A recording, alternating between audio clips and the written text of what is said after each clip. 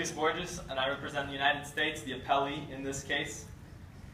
In the Holocaust, innocent civilians were forced to march into potentially deadly places, and today we deem that unacceptable and heinous. However, as a society, we have come to accept that forcing kids into schools is okay. Therefore, it is our duty to make sure that those principals and school officials have the necessary authority to keep those schools as safe as possible, and it is their duty to enforce their job and to make sure those schools are as safe as possible. For that reason, we respectfully ask that you affirm the lower court's decision and reject Ben Lyon's motion to suppress the evidence to make sure those school officials continue to have the necessary authority to keep schools safe. There are two main issues we will be addressing today: whether or not the general search and the specific search were reasonable, and I assure you they both were. First, the personal search. In New Jersey versus TLO, it was ruled that the Fourth Amendment still does apply in schools because students have an expectation to privacy. However, in schools the standard is different. The Fourth Amendment states that for searches to be legal, they must have probable cause and a warrant. However, in schools, principals only need reasonable suspicion.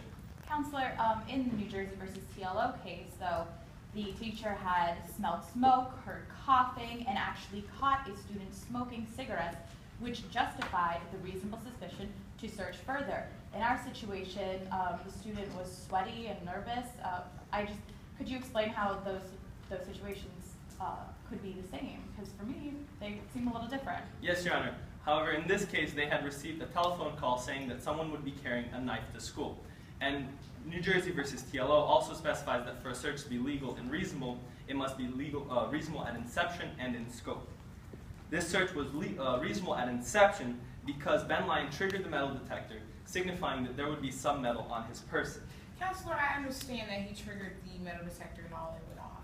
However, when asked what was inside of his book bag, he replied homework and gym clothes. And in fact, when they searched inside of his book bag, that's what they found. So what justifies the principal to continue to search? Your Honor, it was not specified how big or small the knife could be, and it was not specified whether or not it would be in a sheath, which would allow Ben Lyon to move the knife. Once he saw the long line of people being searched, it would be reasonable to suspect that he could move a small knife in a sheath from his bag into his person, into concealed places under his clothes, where it would be it would not be in his bag, and that would justify to search what had caused the metal detector to be triggered in the first place.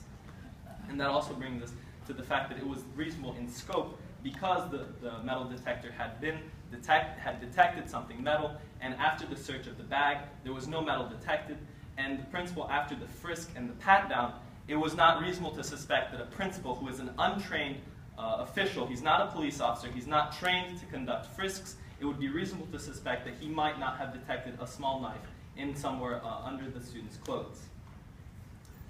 Further, in Safford versus Redding, it was ruled that officials must suspect the contraband presents a threat before the search is conducted. And the knife that in question could have easily posed a threat to students in a school where it's a densely populated area with lots of students, where one small knife could pose a huge threat to the safety of all the students in the school. Further, while the search in Safford was deemed unreasonable, this case is different because, first of all, there wasn't as much invasion. In Safford, the girls were forced to strip down to their underwears, and in this case, Ben Lyon was not forced to strip as far. Further, the object in question here was more dangerous. And for the aforementioned reasons, we respectfully request that you affirm the lower court's decision and reject Ben Lyon's motion to suppress the evidence.